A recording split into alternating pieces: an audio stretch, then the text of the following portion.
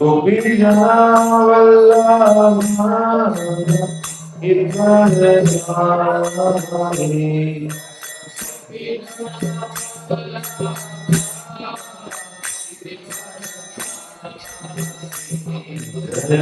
गोपी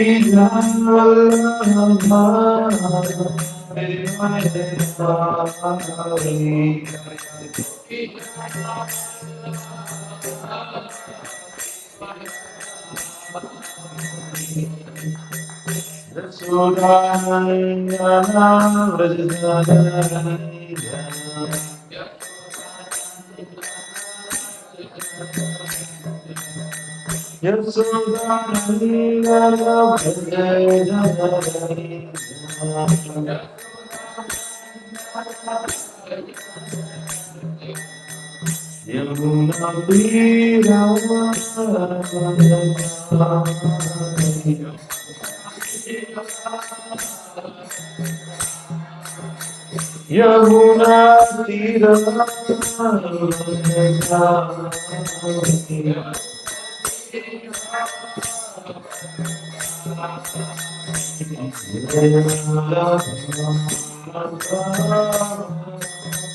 कुंज विहारी।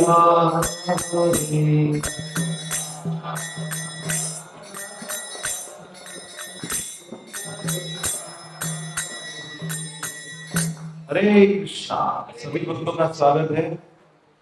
आज योग का क्लास है, इसलिए थोड़ा लोग डर रहे हैं कि बहुत कुछ एक्सरसाइज करवाएंगे, इसीलिए कुछ भक्त नहीं आएंगे। ऐसा नहीं है।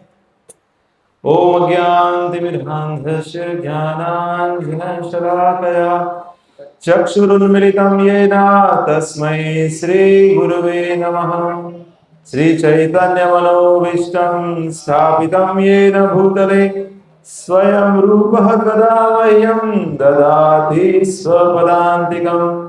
वन्देऽहं श्रीगुरु श्रीयुतपदकमलं श्रीगुरुन् वैष्णवांश्च श्रीरूपं साग्रजातं सहगण रघुनाथान्वितं तं सजीवं साद्वैतं सावधूतं परिजनसहितं कृष्णचैतन्यदेवं श्रीराधा कृष्णपादान् सहगण ललिता श्रीशाखान्वितांश्च। हे कृष्ण करुणा सिंधो दीनबंधो जगत्पते गोपेश गोपिका कांत राधा कांत नमोस्तुते।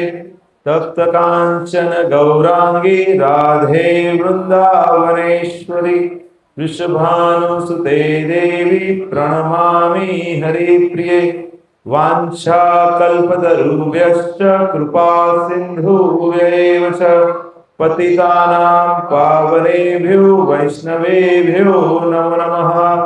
जय श्री कृष्ण चैतन्य प्रभु नित्यानंद श्री अद्वैत गदाधर श्रीवासादि गौर भक्तवृंद।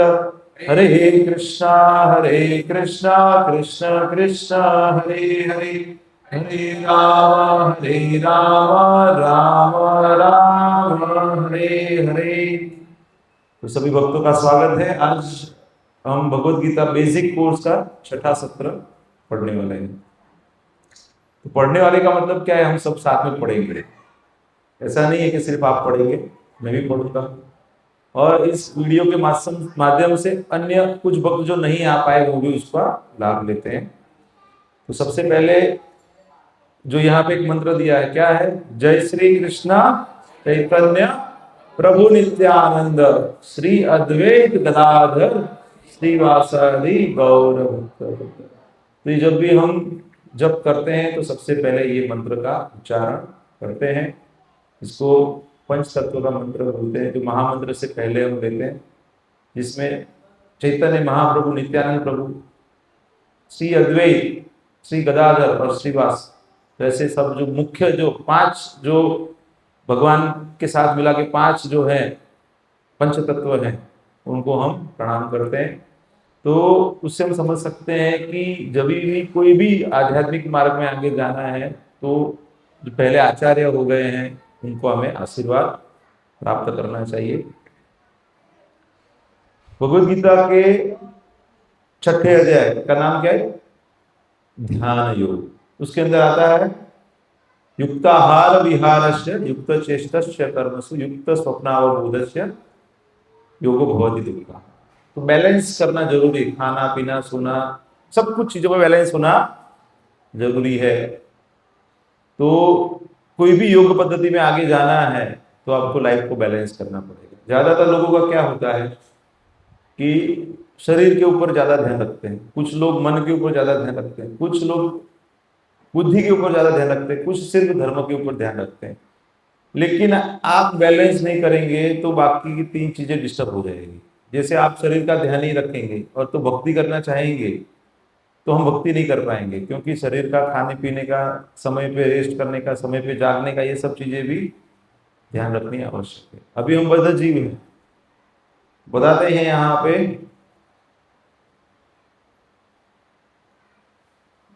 तपस्वीभ्यो अधिको योगी ज्ञानीभ्यो अपि मतोऽधिक कर्मीभ्य साधिको योगी तस्माद् योगी भव अर्जुन। तो तपस्वी से भी ज्यादा योगी आगे है, ज्ञानी से भी आगे है, कर्मी से भी आगे है। मतलब भगवान बताते हैं कि योगी बनो। तो योगी का मतलब क्या है? दाढ़ी बढ़ा लेना है क्या? योगी बनने का मतलब क्या है? मुंडन करवा लेना है? योगी है ना, अपने उत्तर प्रदेश के मुख्यमंत्री हैं तो उनके जैसा बनना है क्या योगी? मतलब वो तो योगी है, लेकिन हमें क्या योगी का मतलब क्या? भगवान बता रहे तस्माद योगी भवार्जुन। लेकिन तुम योगी बनो। ज्ञानी तप करने वाले या कर्मी, उससे अच्छा क्या है? योगी बनो। योगी का मतलब क्या है? युज धातु से आता है योग। तो योग का मतलब क्या है? जुड़ना। योग એટલે સરવાળો। जब आत्मा परमात्मा के साथ युक्त होता है तो उसको क्या बोलते हैं? योग बोलते हैं, जुड़ना। तो जो भगवत गीता हम पढ़ते हैं तो उसका जो प्रस्तावना है, इनिशियल जो है, उसके अंदर प्रभुपाद जी बताते हैं कि भगवान के साथ हम 5 प्रकार से जुड़ सकते हैं। सबसे पहला है शांत रस में, दूसरा है सेवा करते हैं भक्त, तो मतलब भक्त के रूप में, ठीक है। तीसरा है सख्य रूप में, चौथा है माता पिता वात्सल्य भाव में भगवान के साथ जुड़ सकते हैं, और पांचवा है प्रेमी के रूप में, ठीक है, माधुर्य रस में जुड़ सकते हैं। तो ऐसे अलग अलग तरीके से हम भगवान के साथ जुड़ सकते हैं। इसमें कुछ स्लाइड्स रहेगी, मैं ज्यादा नहीं बताऊंगा, जो आपके लिए आवश्यक नहीं है। मुझे जो आपके लिए आवश्यक लगेगा, जो आप अच्छे से समझ पाएंगे, वही मैं बताऊंगा। तो मुख्य यहाँ पे, जैसे यहाँ पे देखेंगे तो भगवान कैसे अर्जुन के सेवा में लगे हुए हैं। भगवान क्या सेवा कर रहे हैं? उनके ड्राइवर बने हैं, सही कि नहीं? चैरियट ड्राइवर, सारथी बने हैं। तो बस ये अर्जुन जुड़े हुए हैं भगवान से, इसीलिए भगवान उनके साथ जुड़ गए हैं। कैसे? युद्ध में भगवान जुड़े हैं, सारथी बन के जुड़े हैं। अभी जिसका रथ भगवान चला रहे हैं, उसका रथ तो सही जगह पे जाएगा ना, गलत जगह पे जाएगा क्या? तो जब हम भगवान से जुड़ जाएंगे, योग में लग जाएंगे, तो क्या हो जाएगा? हमारा जीवन रथ भी भगवान सही रूप से चलाएंगे। पूरा गारंटी है, पूरा गारंटी, वारंटी नहीं है। वारंटी का मतलब क्या है? Repairing, replacement. रिप्लेसमेंट नहीं करते हैं, रिपेयरिंग करते हैं थोड़ा बहुत। लेकिन गारंटी का मतलब क्या है? चिंता मत करो, बढ़िया है, कोई प्रॉब्लम नहीं आएगा, तभी गारंटी बोलते हैं ना। पैसा पैसा, अगर कुछ हो गया तो पैसा वापस मिल जाएगा। तो यहाँ पे भगवान बताते हैं कि जैसे अर्जुन उनके साथ जुड़े हुए हैं। अर्जुन को ये भगवद गीता का ज्ञान क्यों दिया? क्योंकि अर्जुन उनके परम भक्त हैं और परम मित्र हैं। तो हम भी भगवान के साथ अपना संबंध जोड़ के भक्त के रूप में और क्रमिक रूप से अपना जो भगवान के साथ जो संबंध है, नित्य संबंध है, उसको हम जान सकते हैं। तो अभी तो एटलीस्ट भक्त के रूप में हमको भगवान के साथ जुड़ना चाहिए। तो कुछ अलग अलग योग पद्धतियों के बारे में हम आज थोड़ा सा समझने का प्रयास करेंगे। तो भ्रांत धारणाएं, मतलब ज्यादातर क्या बोलते हैं, योग का मतलब क्या है, योग इज फॉर हेल्थ, योग इज अ बिजनेस।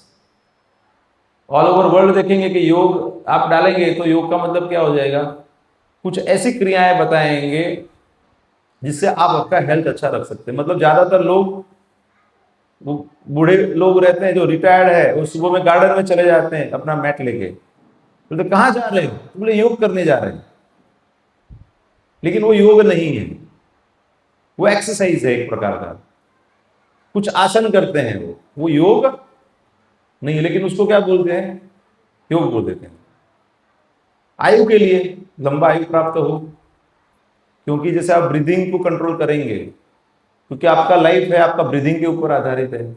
अगर आप ब्रीदिंग को कंट्रोल करेंगे, डीप ब्रीदिंग करेंगे, तो आपका लाइफ स्पान बढ़ेगा। तो पहले के समय में जो योगी थे, तपस्वी थे, तो वो क्या करते थे, अपना प्राण, क्योंकि उनको पता था कि मनुष्य जन्म दुर्लभ है, तो ज्यादा समय चाहिए भगवान को रियलाइज करने के लिए, तो इसलिए वो सांस के ऊपर भी कंट्रोल करते थे।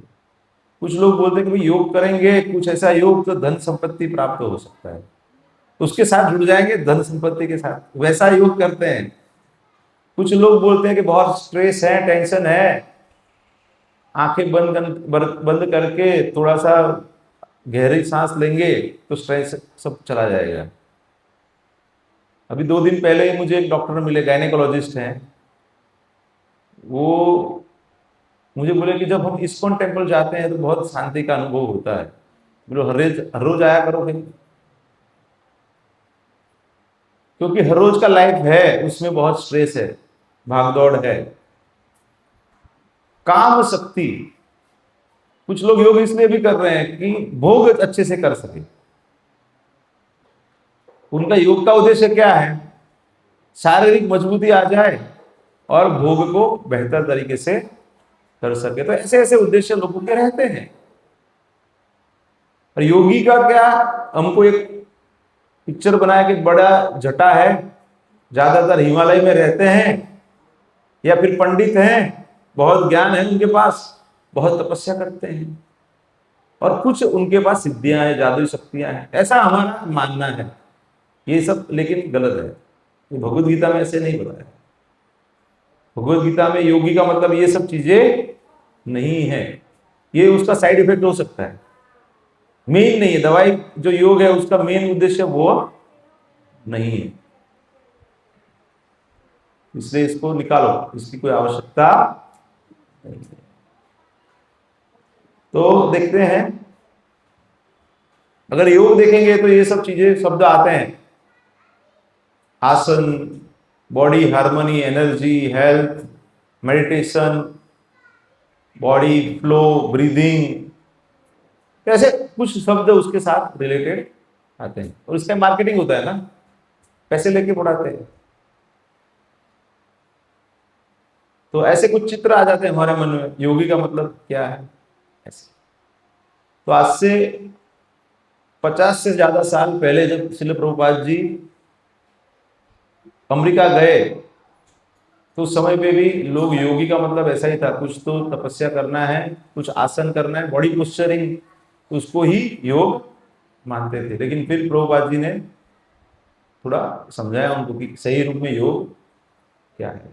तो हर एक चीज का जो धातु रहता है, जिन्हें आपको बताया कि युज धातु से योग आता है, उसका मतलब है जोड़ना, संबंध स्थापित करना। तो योग का मतलब है योग चित्त वृत्ति निरोध, तो चित्त की वृत्ति गलत जगह पे जा रही है, इसको निरोध करके सही जगह पे लाना है आपको।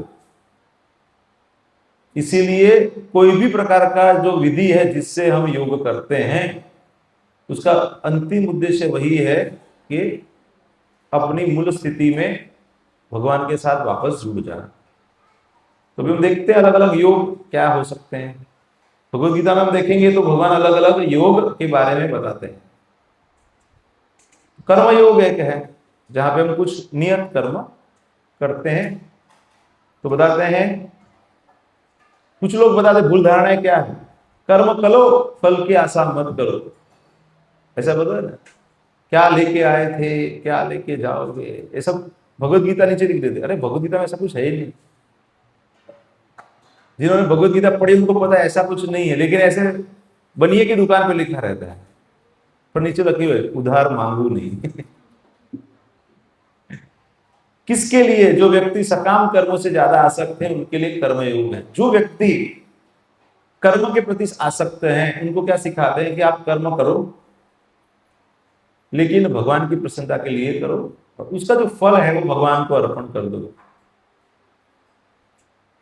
अभी जैसे छोटे बच्चे हैं, वे उनको बोलेंगे कि नहीं आप 2 घंटा बैठ के जप करो, कर सकते हैं क्या? तो हमको और तरीके से भगवान की भक्ति में लगाते हैं, कृष्णा गेम्स में दिखाते हैं उनको, कुछ नाटक करते हैं या कुछ और सेवा में लगाते हैं उनको, तो वैसे करके वो कृष्ण के साथ संबंध स्थापित करते हैं।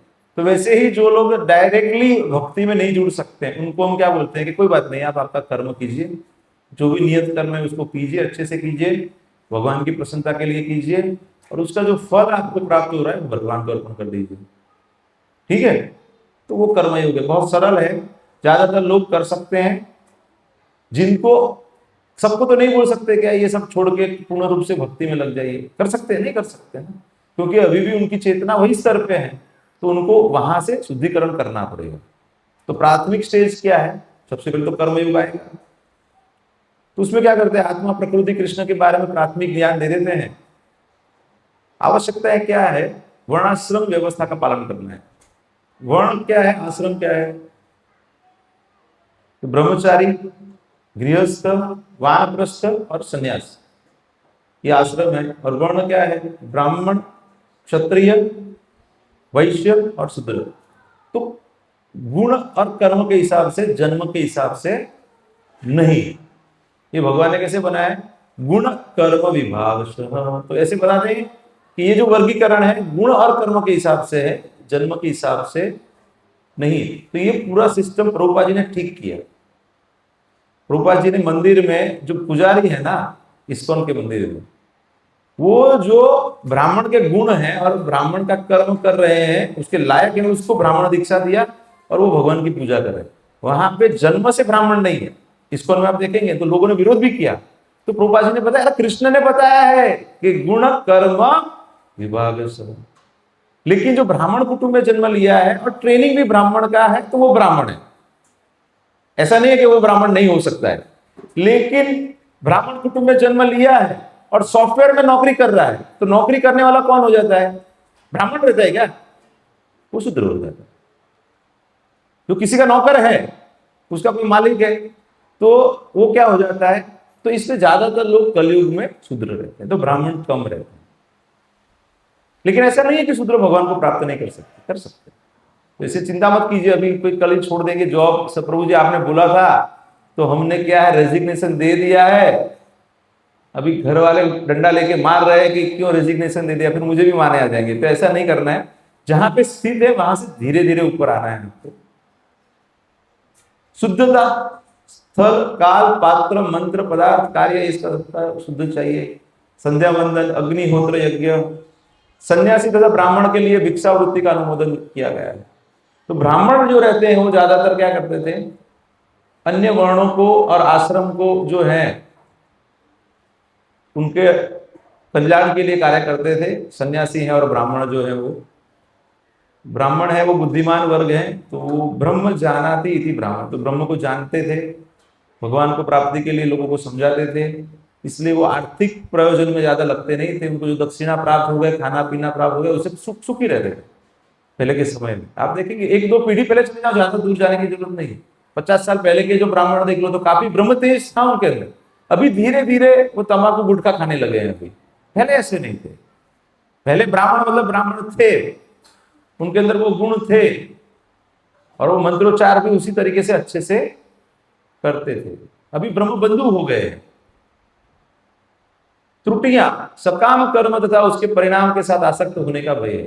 अभी क्या आप काम करते रहते हैं तो धीरे धीरे क्या होता है कि आपको काम में मजा आता है, फिर उसमें पैसा भी आता है, तो धीरे धीरे पैसे का भी फिर आपको लोभ होने लगता है। समझ में आ रहा है?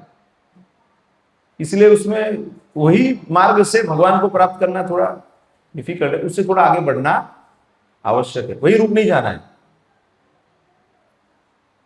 और इसमें सफलता की कोई गारंटी नहीं है, क्योंकि फिर आप निष्काम से सकाम कर्म में आ जाएंगे तो फिर कर्मयोग नहीं रहेगा, वो कर्म बंधन हो जाएगा। आपको बाहरी रूप से ऐसा लगेगा आप तो वही कार्य कर रहे हो, ठीक है। तो बताते हैं कि गहनो कर्मणा गति, तो जो कर्म की गति है वो गहन है। ज्ञान युग, तो ज्ञान युग भी बताते हैं किसके लिए? जो भी थोड़ा ऊपर उठ गया है लेकिन अभी भक्ति के संस्कार नहीं है या कोई कृपा नहीं है उसके ऊपर, सब लोग भक्ति नहीं कर सकते। सातवें अध्याय के भगवत गीता में बताते हैं कि बहुनाम जन्मनामन्ते ज्ञानवान माम प्रपद्यते वासुदेवः सर्वमिति स महात्मा सुदुर्लभ। तो बहुत जन्मों के बाद ध्यान में आता है कि वासुदेव कृष्ण जीवन का लक्ष्य है, तब जाके भक्ति में लग सकते हैं। तब तक तो क्या है, कुछ और ही ज्ञान रहता है हमको।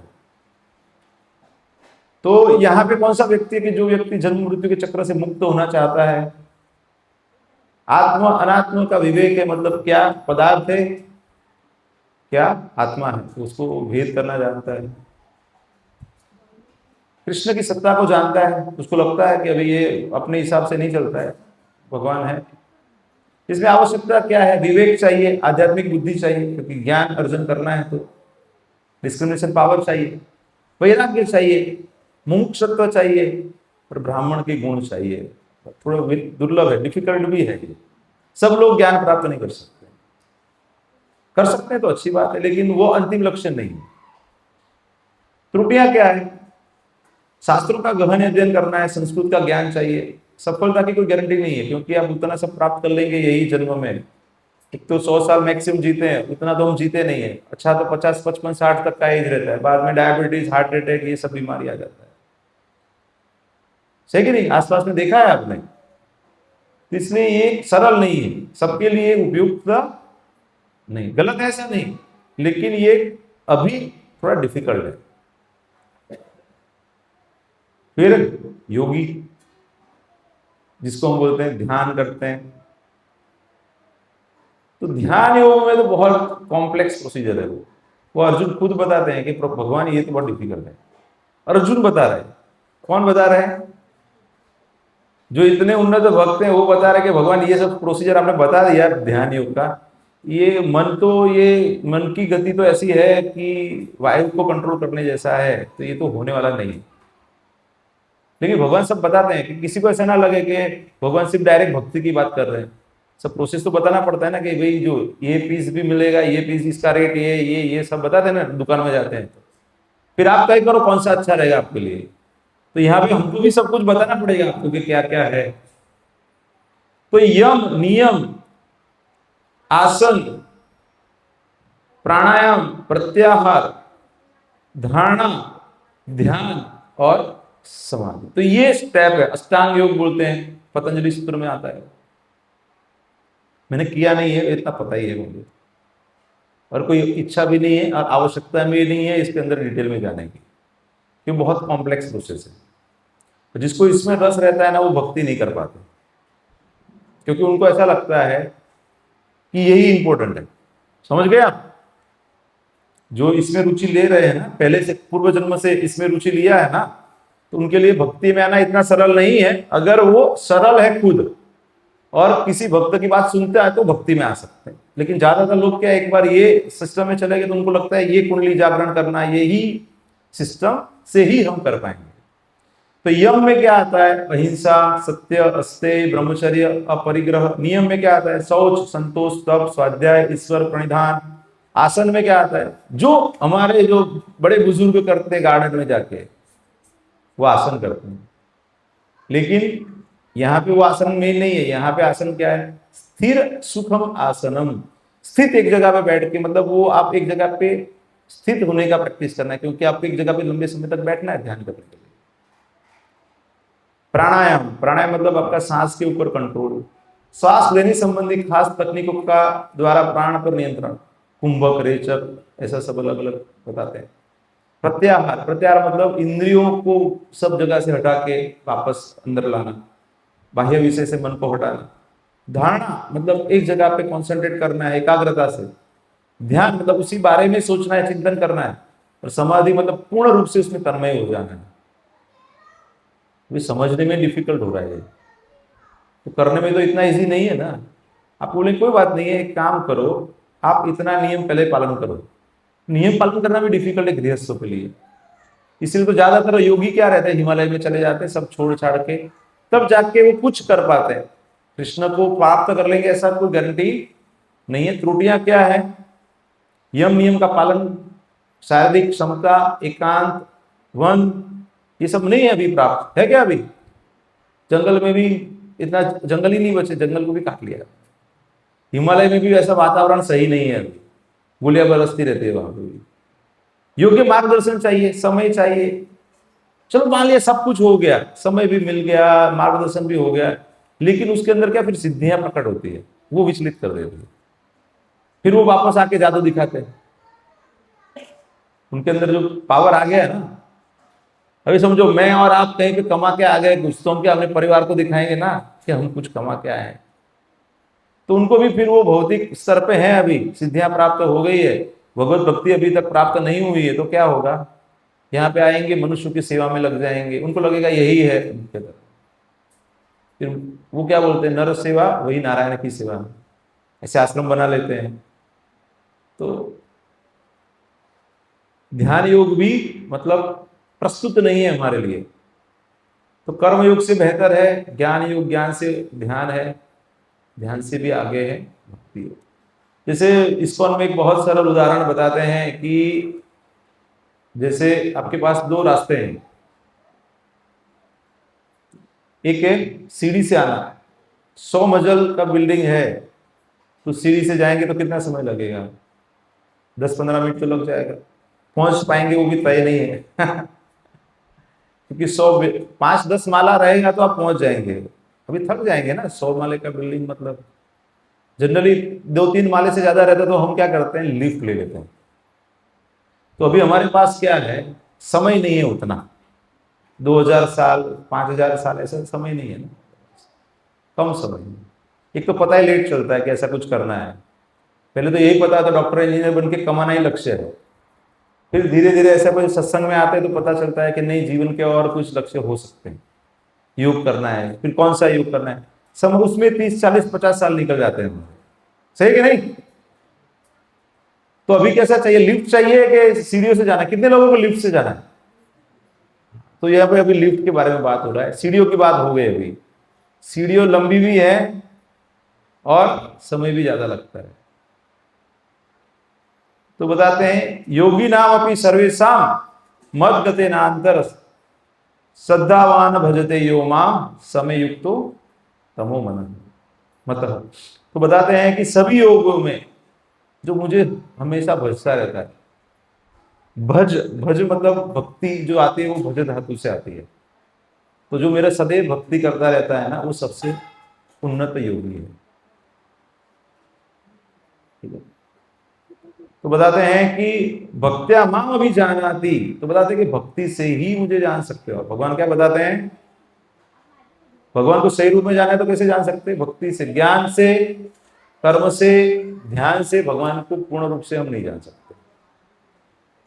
तो बताते हैं केवल भक्ति से मुझे भगवान को यथारूप में जाना जा सकता है। तो बताते हैं कि समस्त योगियों में से जो योगी अत्यंत श्रद्धापूर्वक मेरे परायण है, अपने अंतःकरण में मेरे विषय में सोचता है और मेरी दिव्य प्रेमा भक्ति करता है, वह योग में मुझसे परम अंतरंग रूप से युक्त रहता है, मतलब जुड़ा रहता है, वो कभी भी भगवान से विलग नहीं होता है। और सबों में सर्वोच्च है यही मेरा मत। ये कौन बता रहे हैं, भगवान कृष्ण बता रहे हैं। तो अभी हम आगे देखते हैं भक्ति योग क्या है। भगवान बताते हैं ममे वांसो जीवलोके जीव भूत सनातन।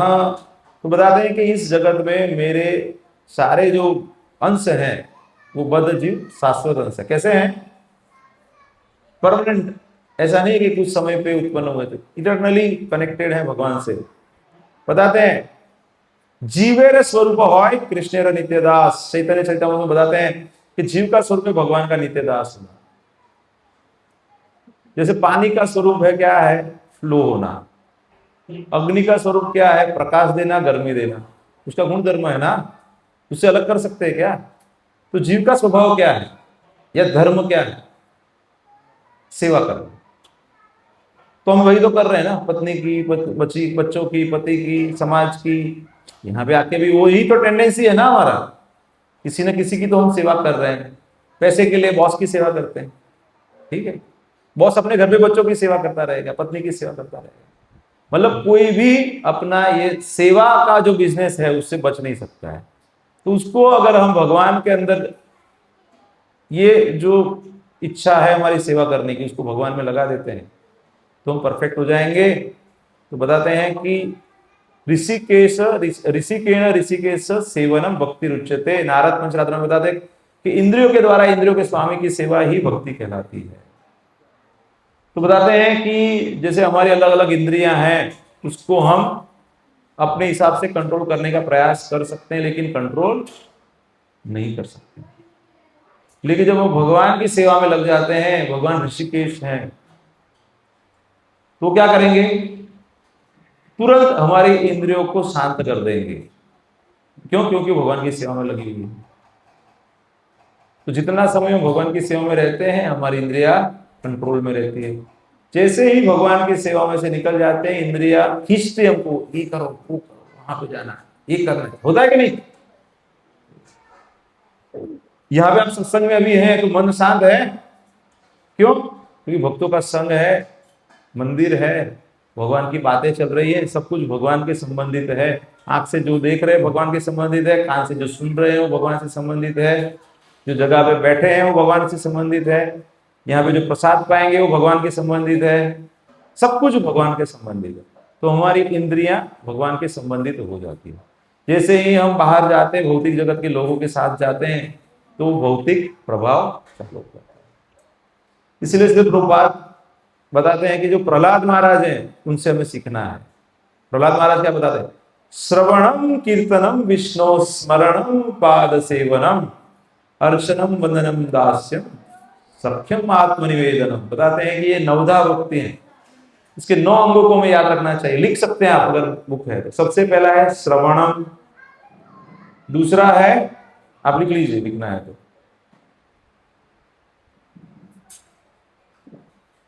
लिख लीजिए ये आप, श्रवणम, उसके सामने लिख दीजिए परीक्षित महाराज। कौन परफेक्ट किया ये? तो परीक्षित महाराज हैं, उन्होंने क्या किया, उनको जब पता चला कि उनके पास जीवन के 7 दिन बचे हैं, तो उन्होंने पूछा कि अभी मेरी जिम्मेदारी क्या है, 7 दिन में मुझे क्या करना चाहिए। तो उनको पता चला सुखदेव गोस्वामी से कि श्रीमद् भागवतम का श्रवण करना है। तो उन्होंने 7 दिन ध्यान पूर्वक बिना खाए पिए कुछ भी श्रीमद् भागवतम का श्रवण किया। तो बेस्ट, सभी से बेहतर तरीके से श्रवण किसने किया है? परीक्षित महाराज। एक्सलेंट। तो हमें भी उनसे प्रेरणा लेनी चाहिए, और जब भी हम श्रवण करते हैं तो ऐसा होना चाहिए कि और सुने और उसको प्राप्त करें। कीर्तनम, कीर्तनम मतलब भगवान के गुणगान को ब्रॉडकास्ट करना, कीर्तनम। जब हम कीर्तन करते हैं वो भी कीर्तन है, भगवान के गुणों के बारे में, भगवान की लीलाओं के बारे में जब बताते हैं वो भी कीर्तन है। कीर्तनम किसने किया? सुखदेव गोस्वामी ने किया। कौन है सुखदेव गोस्वामी? व्यासदेव जी के पुत्र हैं, और श्रीमद् भागवतम के सबसे बढ़िया वक्ता जो बोलते हैं वो है। तो वहां पे काफी बड़े बड़े लोग उपलब्ध थे, लेकिन सबने बोला कि नहीं, सुखदेव गोस्वामी को बोलना चाहिए भागवत की। ठीक है? तो अगर कीर्तन करना है तो कैसे करना है? सुखदेव जी की तरह करना है। स्मरण, स्मरण मतलब याद करना भगवान को। तो हम तो क्या होता है, सब बढ़िया चल रहा है तो सत्संग में आते हैं, थोड़ा तकलीफ आ गया, प्रभु जी थोड़ा तकलीफ है, बंद कर देते हैं, भूल जाते हैं, भूल जाते हैं भगवान। लेकिन प्रहलाद महाराज क्या बताया, कुछ भी तकलीफ आ जाए, प्रहलाद महाराज के जीवन में क्या तकलीफ नहीं आई थी आप बताओ? सबसे बड़ी तकलीफ मृत्यु रहती है। उनको मृत्यु देने के लिए उनके खुद के पिता अलग अलग तरीके से बहुत भयानक प्रयास करते हैं, लेकिन हर एक परिस्थिति में वो क्या करते हैं, भगवान को स्मरण करते हैं कि नहीं। तो हमें भी क्या करना चाहिए, कोई भी परिस्थिति हो भगवान को याद रखना चाहिए। तो कभी भी हम गलत कार्य नहीं करेंगे। तो भगवान को याद करेंगे, वो गलत कार्य कर सकते हैं क्या, नहीं कर सकते। अर्चनम, अर्चना कैसे करना चाहिए, पृथु महाराज जैसे करना चाहिए, बहुत बढ़िया तरीके से भगवान की अर्चना करते थे। वंदनम, अक्रूर जी। अक्रूर जी कौन है, जो कंस के साथ थे और भगवान को वृंदावन से मथुरा में लेने आते हैं। सब गोपियां बताते कि आपका नाम ही अक्रूर है, लेकिन आप तो क्रूर हो, क्योंकि आप कृष्ण को हमसे दूर लेके जा रहे हो। लेकिन वो वंदनम उस तरीके से करते हैं भगवान का। पाद सेवनम, लक्ष्मी जी कभी भी भगवान के पैर को नहीं छोड़ते हैं, वो स्थान को नहीं छोड़ते। तो वैसे भगवान की सेवा लक्ष्मी जी से सीखना चाहिए। दास्यम, दास्य में आप हनुमान जी से बड़ा कोई एक भक्त दिखा दीजिए, कोई नहीं रही। सुपरलेटिव, हनुमान जी से आगे कोई सेवा कर ही नहीं सकता है। भगवान रामायण में खुद बताते हैं कि हनुमान आपका मैं ऋणी हूं, मैं आपकी ओर देख नहीं पाता हूं। हम किसी को देख क्यों नहीं पाते, जब ऋण बचा है तो नहीं देख पाते। आंख में आंख कब मिला सकते हैं, बोले कि मैं हनुमान जी आपके आंख में नहीं आंख मिला सकता, क्योंकि आपने इतना मेरे लिए किया है कि मैं आपका हो गया। मतलब उससे क्या समझ सकते हैं कि भगवान आपके हो जाते हैं जब आप भगवान की सेवा करते हैं। तो साख्यम, अर्जुन, जो चित्र में हमने देखा था कि अर्जुन के सारथी बन गए भगवान। नर नारायण ऋषि के रूप में भी अर्जुन भगवान के शाश्वत सखा है। और जब भी भगवान आते हैं तो अर्जुन साथ में कोई ना कोई स्वरूप में आते ही हैं। आत्मनिवेदनम, बलि महाराज, उनको पता है, उनके गुरु ने बताया कि विष्णु है, सब कुछ लेने आए हैं। तो बोले नहीं, लेकिन भगवान आए हैं। तो गुरु की बात भी नहीं मानी। तो अगर गुरु भी आपको भगवान से दूर लेके जा रहा है, भगवान की सेवा में लगने से रोक रहा है, तो ऐसा गुरु का त्याग कर दो। भगवान से युक्त कराए वही तो गुरु है। अगर भगवान से दूर लेके जा रहा है कोई गुरु आपको, इसलिए तो बताते हैं ना, गुरु साधु शास्त्र एक लाइन में होना चाहिए। शुक्राचार्य है, वो असुरों के गुरु थे, तो वो बता रहे हैं कि नहीं ये विष्णु है, आप ना बोल दो, नहीं दूंगा मैं। लेकिन बलि महाराज बोलते ये तो मेरा भाग्य है कि भगवान मेरे सामने कुछ मांगने के लिए आए हैं। आप समझिए, हम भगवान के पास मांगने जाते हैं ना। रूटीनली क्या होता है, 4 प्रकार के लोग हैं भगवान को भजते हैं। आर्थ, अर्थार्थी, जिज्ञासु और ज्ञानी। भगवान बोलते हैं पुण्यात्मा है। लेकिन भगवान तो बलि महाराज के वहां पे मांगने आ गए, उन्होंने सब कुछ दे दिया है। भगवान ये ले लो, वो ले लो, बाकी रह गया मैं तो बचाऊं ना, मेरे ऊपर पैर डाल दो। भगवान वहां पे सेवा में लग गए। अभी पता है ना, भगवान वहां पे उनकी सेवा कर रहे हैं। अभी किसके युग, किसके कुल में है, प्रहलाद महाराज के कुल में है बलि महाराज। तो ऐसा नहीं है कि भगवान के भक्त सिर्फ देवताओं में ही है, असुरों में भी है। कोई ऐसा भगवान का कुछ डिस्क्रिमिनेशन नहीं है कि कोई भी कुल में भगवान के भक्त हो सकते हैं। तो हमारे कुल में हम भी भक्त बन सकते हैं, हमारे बच्चे भी भक्त बन सकते हैं। और अगर हम भक्त बन गए, हमारे बच्चे भक्त बन गए, तो हमारे कुल का भी कल्याण हो जाएगा। गुजराती में एक बहुत बड़े संत हो गए नरसिंह मेहता करते, तो उनका एक भजन है, वैष्णव जन तो तेने कहिए जे पीड़ पराई जाए। उसमें एक वाक्य आता है, कुण एको तेर तारा। तो जो सही रूप से वैष्णव बन गया, उसके काफी पीढ़ियां वो भगवान की सेवा में लग जाएगी। जैसे तुकाराम महाराज है, उनका भी ऐसा ही था। उनके जो पूर्वज थे 7 पीढ़ी पहले, उन्होंने भगवान से मांग लिया, बहुत बड़े भक्त थे, तो उन्होंने मांग लिया था कि you need to take care of, सबका ध्यान में आने चाहिए, सब भक्ति में लगने चाहिए। भगवान को ऐसा मांगा था। तो कुछ उनके पुत्र हैं, कुछ अलग स्थिति में थे, फिर भी लास्ट समय में तो भगवान उनको फिर से भक्ति में युक्त करा देते हैं। समझ रहे हैं? तो हमें क्या मांगना है भगवान से, कभी भी मांगना है तो कि हम आपके चरण में रहे, आपके चरण में रहे, आपकी सेवा में रहे। ये सब कुछ करने का प्रयास करना चाहिए, लेकिन एक तो सबसे अच्छे से करना है, और वो क्या है, श्रवणम कीर्तनम। हरे कृष्णा कृष्णा कृष्णा हरे हरे, हरे राम राम राम हरे हरे। तो जब हम भगवान का नाम स्मरण करेंगे, बोलेंगे, तो दो काम साथ में हो जाता है, एक में दो हो जाएगा, 2 in 1। जब हम जप करते हैं तो क्या होता है, बोलते हैं मतलब कीर्तनम हो गया, और सुनते हैं तो क्या हो गया। काफी लोगों को मैंने देखा है वो मन में जप करते हैं, तो उनका क्या होता है, कुछ क्वालिटी जप नहीं होता है। आप लोग कैसे जप करते हैं, बोल के करते हैं कि मन में करते हैं। कितने लोग मन में जप करते हैं। मन में जप नहीं करना है, थोड़ा सा अपने को सुनाई देना चाहिए, नहीं तो मन इधर उधर चला जाएगा। सॉफ्टली अपने को तो सुनाई देना चाहिए, ऐसा नहीं कि डिस्टर्ब हो जाए, आजू बाजू में भाग जाए वो, या आजू बाजू वाला कंप्लेन करने आ जाए, ऐसा नहीं करना है। हरे कृष्ण कृष्ण कृष्ण हरे हरे, हरे राम राम राम हरे हरे। तो आपका मन उसमें लगा रहेगा, नहीं तो क्या होगा, मन इधर उधर चला जाएगा। ये जप करने की सही विधि है। तो बताते हैं नवदा भक्ति में हमने देखा कि अलग अलग जो मैंने आपको प्रमाण दिए वो सब यहाँ पे बताए हुए हैं।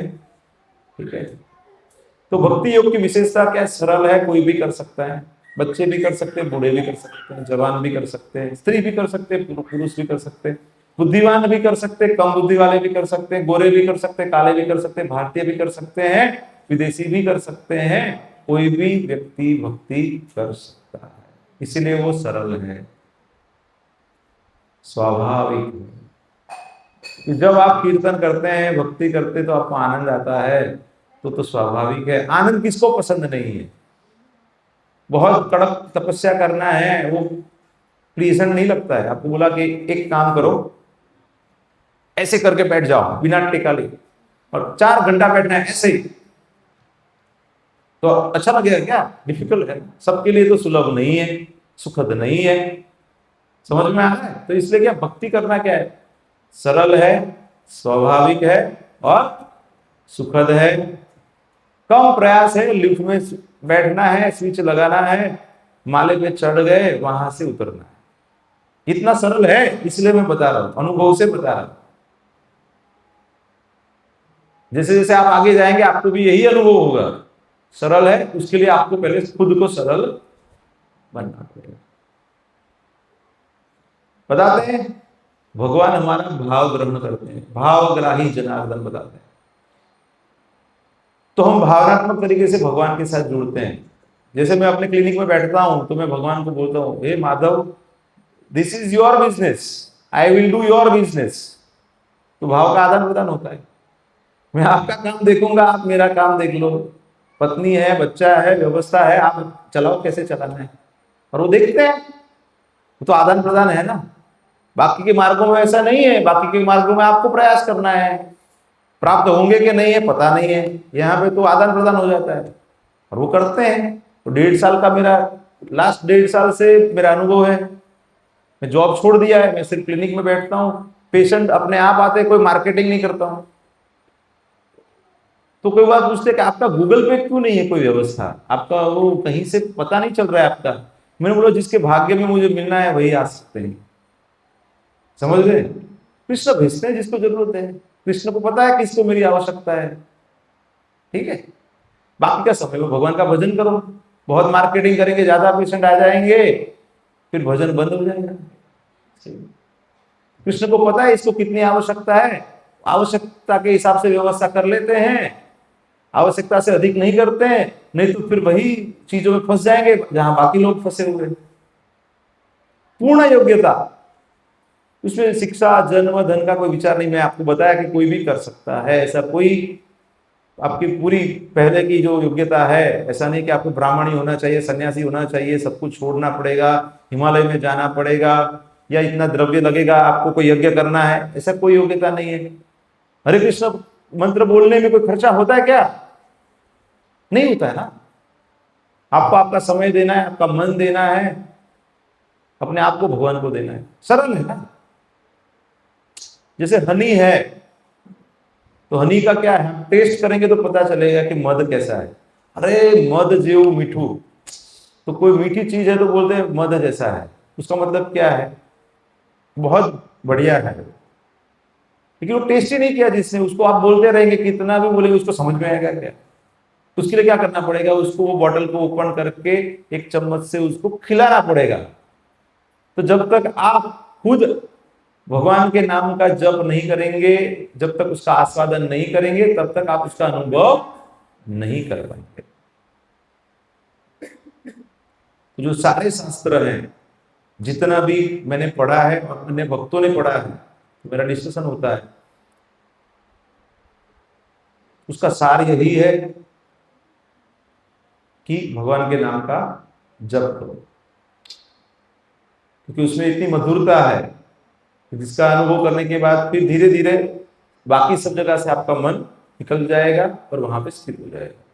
क्योंकि भगवान का नाम और भगवान अभिन्न है, भगवान की लीला और भगवान अभिन्न है, भगवान का धाम और भगवान अभिन्न है, भगवान के भक्त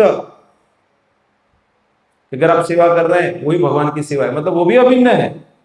भगवान के उन्नत भक्त हैं जो गुरु है या अन्य वरिष्ठ भक्त हैं, अगर आप उनकी सेवा कर रहे हैं, डायरेक्टली इनडायरेक्टली उनके वचनों को मान रहे हैं, उनके हिसाब से कर रहे हैं। सेवा करने का मतलब ऐसा नहीं है कि जैसे उनके लिए कुछ करना। सेवा करने का मतलब जैसे समझो मैंने आपको बता दिया कि आप हरे कृष्ण महामंत्र जप कीजिए और आप मेरी बात मान रहे, वो भी सेवा है। किसी की बात को मानना वह भी सेवा है। ऐसा जरूरी नहीं है कि आप मेरे घर पे आके फिर मेरे लिए कुछ व्यवस्था करेंगे, वो ऐसी सेवा की बात नहीं चल रही है। तो कोई भी, जैसे प्रभुपाद जी हमको बताया सबको कि आपको क्या करना है, हरे कृष्ण महामंत्र का जप करना है। सर्वोच्चम परिणाम क्या है, वैकुंठ। वैकुंठ का मतलब क्या है, जहां पे कोई तकलीफ नहीं है उसको क्या बोलते हैं, तो आप धीरे धीरे यहाँ पे ही वैकुंठ का अनुभव करेंगे और यहाँ का कार्यक्रम खत्म होने के बाद आप भगवत धाम को प्राप्त करेंगे। ठीक है, यहाँ पे भी आपको कोई तकलीफ नहीं होगी, तकलीफ रहेगी, होगी नहीं, दो चीजें अलग है। अभी युद्ध चल रहा है ना, लेकिन हमको कोई फर्क नहीं रहा है, हम तो यहाँ पे आके बैठे हैं, युद्ध अपनी जगह पे चल रहा है ना। तो जो भक्ति में लग जाते हैं ये सब चीजों से विचलित नहीं होते हैं। ठीक है, कोई भी स्थान पर, कोई भी समय पर, कोई भी व्यक्ति कर सकता है। ऐसा नहीं कि ये लोग कर सकते हैं वो लोग नहीं कर सकते हैं। जैसे छोटा बच्चा है, अपने पिता की कुछ छोटी सी सेवा कर देता है तो पिता बहुत प्रसन्न हो जाते हैं। उसी प्रकार जब भक्त भगवान को पत्रम पुष्पम फलम तोयम यो में भक्त्या प्रयच्छति, तो बताते हैं कि पत्र पुष्प फल जल जो भी आपकी क्षमता है आप भगवान पर अर्पण कीजिए। अरे कुछ नहीं है तो भगवान के सामने खड़े रह के बोले भगवान मैं आपका हूं, इतना तो बोल सकते हैं ना। अभी रामनवमी का उत्सव हमने 2 दिन पहले किया, तो उसमें वही भगवान राम बताते हैं कि कोई एक बार मुझे बोल दे कि भगवान मैं आपका हूं, फिर उसका चिंता मैं करता हूं, उसका रक्षण सब कैसे करना है, उसकी व्यवस्था क्या करनी है, भगवान करते हैं। आप प्रयास तो करो, एक बार बोल दो कि मैं भगवान तुम्हारा हूं, संबंध बना लो। कहने का मतलब क्या है, किसी के साथ बात कब कर सकते हैं कि संबंध रहेगा तो बातें कर सकते हैं ना। हमारे तो मन में क्या है कि ये मूर्ति या ये फोटो में ही भगवान है, भगवान तो भी हमसे कैसे बात करेंगे। लेकिन भाव समझ लेते हैं आपका, अगर आपका भाव है तो आपको वही भाव से वो आदान प्रदान करते हैं। तो बताते हैं कि even a small service is permanent. छोटा सेवा किया है भगवान के लिए, वो परमानेंट है। लेकिन कैसे करना है, विथ लव एंड डिवोशन। तो प्रेम और भक्ति के द्वारा हमें उसको अर्पण करना है भगवान को, तो भगवान उसको स्वीकार करते हैं। आगे बताते हैं कि जो 4 युग हैं, कृते यद्धायतो विष्णु त्रेतायाम यजतो मखे द्वापरे परिचर्यानाम कलो तद हरि कीर्तना। तो जो 4 युग हैं उसके अंदर 4 अलग अलग युग धर्म बताए गए हैं। अभी कौन सा युग चल रहा है, सबसे अच्छा युग है कौन सा है, कलियुग। अभी बोलो सबसे अच्छा कैसे हो गया, कलयुग तो सब प्रॉब्लम है। अभी अभी पता चल जाएगा कैसे अच्छा है। तो बताते हैं कि सत्य युग है, उसमें भगवान विष्णु का ध्यान करते थे, हजारों वर्षों तक ध्यान करते थे, तब जाके भगवान प्राप्त होते थे। और हमने भी देख लिया कि ध्यान करना कोई सरल नहीं है, लंबा समय चाहिए। पूर्व जन्म में भी काफी ध्यान का प्रैक्टिस किया रहेगा तब जाके वो लेवल तक पहुंच सकते। सरल नहीं है, इतना सरल नहीं है, सभी के लिए सुलभ भी नहीं है। फिर बताते हैं द्वापर युग में बताते हैं, ये त्रेता युग में बताते हैं भगवान विष्णु के लिए यज्ञ करते हैं। यज्ञ का मतलब है भगवान विष्णु। तो भगवान विष्णु की प्रसन्नता के लिए जो भी अर्पण करते हैं उसी हिसाब से भगवान के साथ युक्त जुड़ जाते हैं। उस समय पे लोगों के पास पैसे थे, व्यवस्था थी, तो कुछ कुछ 100 साल तक यज्ञ चलते थे, ऐसे लंबे लंबे यज्ञ चलते थे, अनुष्ठान चलते थे। तो उतना लक्ष्मी का भी व्यवस्था चाहिए ना, ऐसे थोड़ी चलेगा। अभी नवचंडी करते हैं, पूजा करते हैं, कुछ दिन के लिए करते हैं, तो कितना द्रव्य लगता है, सब लोग तो नहीं कर पाते हैं। बताते हैं कि द्वापर युग में फिर बोले कि ठीक है, भगवान का अर्च विग्रह का अच्छे से अर्चन कर लो आप। द्वापरे परिचर्या नाम कलो तद हरि कीर्तनाम। तो चैतन्य महाप्रभु राधा रानी का भाव लेके स्वयं कृष्ण पधारे हैं आज से 500 साल पहले मायापुर में, और उन्होंने प्रिडिक्शन किया कि ऑल ओवर द वर्ल्ड, सभी गांव में, सभी शहर में जो भगवान का नाम है उसका प्रचार होगा, कीर्तन होगा। अभी आप प्रैक्टिकली देख रहे हैं कि नहीं, अनुभव है ना। तो प्रभुपाद जो है उन्होंने आज से 55-60 साल पहले जब ये मूवमेंट चालू किया, भारत में कुछ प्रयास किया, लेकिन फिर ज्यादा सफलता उनको फॉरेन में, विदेश में प्राप्त हुआ। और वहां पे उन्होंने international society for Krishna consciousness, अंतरराष्ट्रीय कृष्ण भावनामृत संघ की स्थापना की। और उसके बाद 108 मंदिरों की स्थापना की 11 साल के समय में, 77 तक में। और उसके बाद अभी 800 से 1000 से ज्यादा कुछ मंदिर हैं, अलग अलग प्रकल्प है, सेंटर्स हैं। तो अभी फैल रहा है। तो कलयुग इसलिए अच्छा है क्योंकि कलयुग के अंदर विधि सरल है,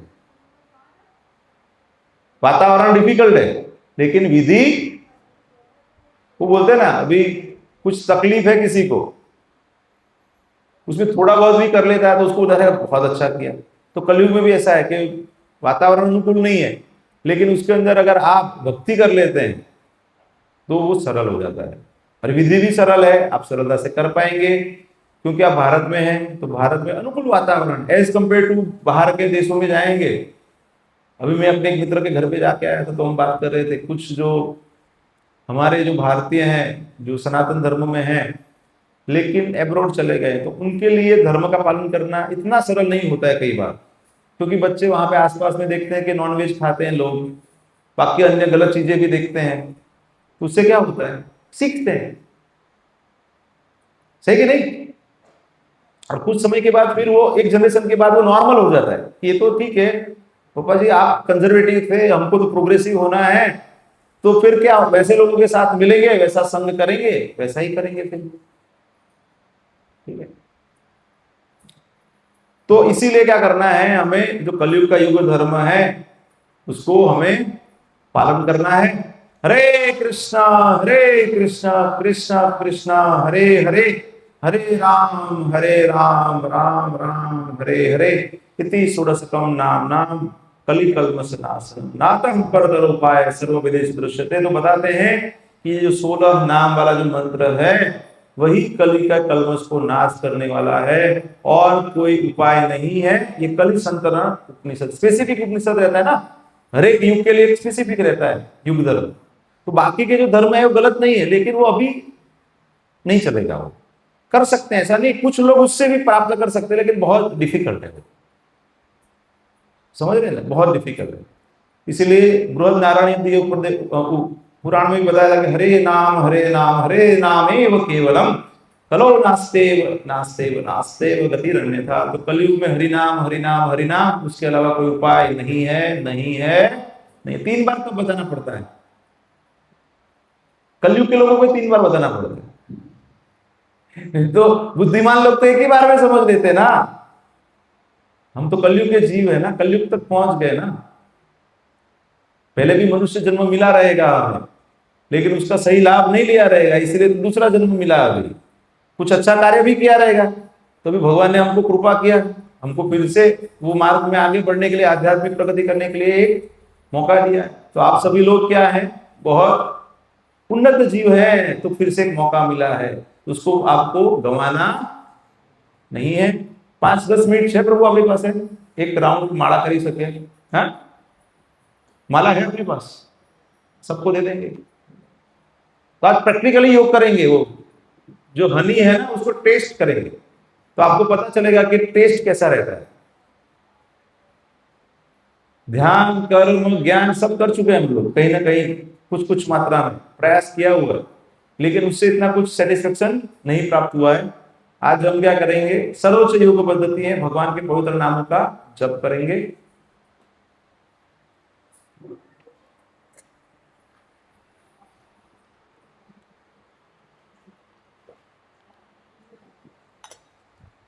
कोई प्रश्न है किसी को? एक आध प्रश्न ले सकते हैं। हाँ बोलिए प्रभु। हाँ बोलिए। गुरु ऐसे रहते हैं कि जो आपको मार्गदर्शन देते हैं, लेकिन जो गुरु है वो साधु हैं, लेकिन हर एक साधु है वो गुरु हो ऐसा जरूरी नहीं है ना। कई बार वो क्या है, विचरण करते रहते हैं। तो मतलब क्या है कि जैसे आपके मेरे कोई गुरु महाराज हैं, उन्होंने जो बताया है वो अन्य साधु लोगों ने भी बताना होना चाहिए। जो भगवान का, जैसे साधु मतलब गृहस्थ है, जो गुरु का स्थान नहीं लिया वो भी साधु हो सकते हैं, गृहस्थ भी हो सकते हैं, सन्यासी भी हो सकते हैं, ऐसा जरूरी नहीं है। लेकिन सब कोई गुरु नहीं होता है, गुरु के स्थान पे सब कोई नहीं रहता है। प्रैक्टिकली देखते हैं ना, तो सब लोग, जैसे इस्कॉन में भी देखेंगे तो सब लोग गुरु के स्थान पे नहीं आते, लेकिन कुछ लोग स्थान पे नहीं है लेकिन साधु रहते हैं वो। तो उनका भी हमको देखना है कि वो क्या बता रहे हैं, गुरु क्या बता रहे हैं। कई बार क्या है, कोई गुरु गलत बता रहे हैं तो हमको पता चलता है कि बाकी के लोगों ने क्या बताया है। अगर मैं आपको यहाँ पे कुछ बता रहा हूं और आप शास्त्र में पढ़ रहे कुछ अलग है, तो आपको कंफ्लिक्ट होगा ना। तो मुझे वही बताना चाहिए कि जो शास्त्र में दिया हुआ है, जो अन्य गुरुओं ने भी बताया हुआ है, साधुओं ने भी बताया, वो तीनों ने जो बताया है यहाँ पे रखना चाहिए, तभी वो प्रमाणित होता है। अपने हिसाब से उसको स्वीकार नहीं करना चाहिए, हमें भी नहीं करना चाहिए, किसी को बताना भी नहीं चाहिए। इसीलिए प्रभुपाद के मिशन में यही है कि आप पुस्तक के माध्यम से ज्ञान दीजिए, अपने मन से मत दीजिए, क्योंकि मन में तो कुछ भी आ सकता है, लेकिन पुस्तक से देंगे। और प्रभुपाद जी बता देते हैं कि हर एक वक्त जो शास्त्र में बताया हुआ है उसका उदाहरण कीजिए, आप जो भी पॉइंट दे रहे हैं उसके साथ रेफरेंस दीजिए, तो रेफरेंस से वो क्लैरिटी आ जाता है। ठीक है, आप कुछ क्या पूछ रहे थे? हाँ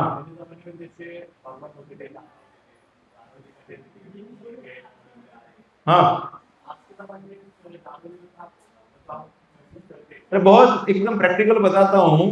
तो पहले क्या है कि लोग अलग अलग जगह पे रहते थे, ऐसे एक समझने के लिए बताता हूं कि सतयुग था तो अलग अलग जगह पे रहते थे, फिर त्रेता युग आ गया तो अलग अलग देश में रहते थे, फिर अभी द्वापर युग आ गया तो एक ही फैमिली में लेकिन लोग रहते थे।